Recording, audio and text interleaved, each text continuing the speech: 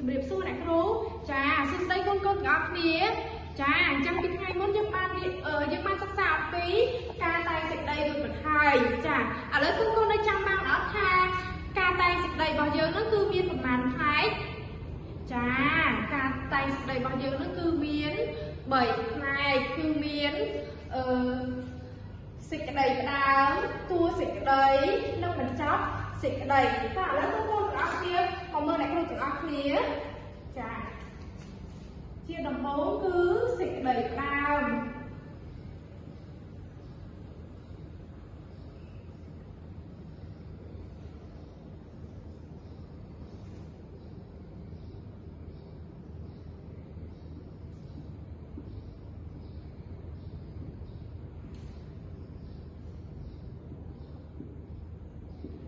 ឥឡូវកូនដឹងអត់ថាសេចក្តីផ្ដើមនោះគឺយើងអាចសរសេរបានប្រមាណចំណុចលម្អិតចាសេចក្តីផ្ដើមនោះគឺយើងអាចសរសេរបានពី1ទៅ3ចំណុចលម្អិតឥ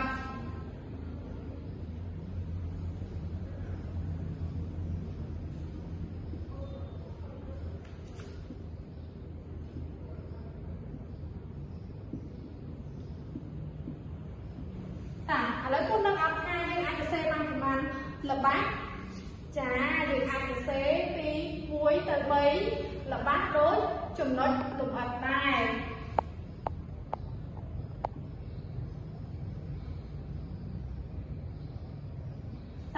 ឥឡូវយើងចូលទៅដល់តួសេចក្តី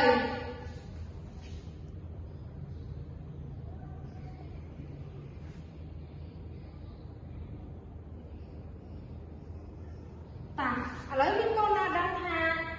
តួសេចក្តីរបស់យើងនោះគឺយើងអាចសរសេរបានប៉ុន្មានចំណុចលម្អិតដែរកូនចាគឺយើងអាចសរសេរបាន2ទៅ6ចំណុចលម្អិត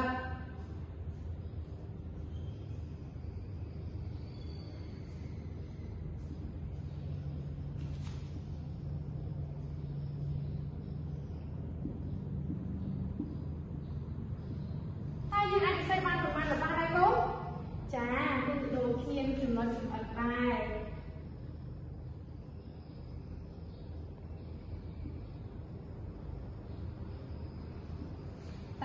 ឥឡូវយើងបន្ទាប់ពីតួសេចក្តីហើយគឺយើងចូលទៅដល់បញ្ចប់សេចក្តី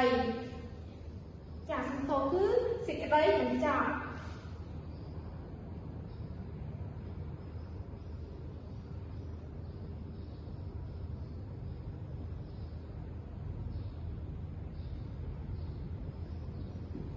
ឥឡូវយើងចូលដល់សេចក្តីបញ្ចប់ហើយឥឡូវមានកូនណាដឹងថាសេចក្តីបញ្ចប់របស់យើងនោះគឺអាចសរសេរបានប៉ុន្មានចំណុចលម្អិតមានអ្នកដឹងអត់ចាគឺយើងអាចសរសេរពី2ទៅ3ចំណុចលម្អិត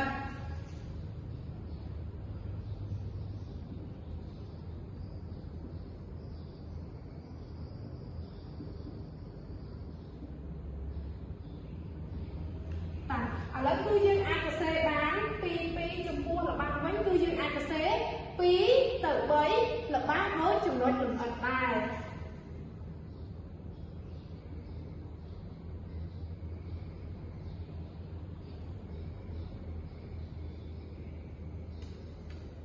ឥឡូវកូនៗទាំងអស់គ្នាបានស្គាល់ហើយថាការតែងសេចក្តីរបស់យើងនោះគឺមាន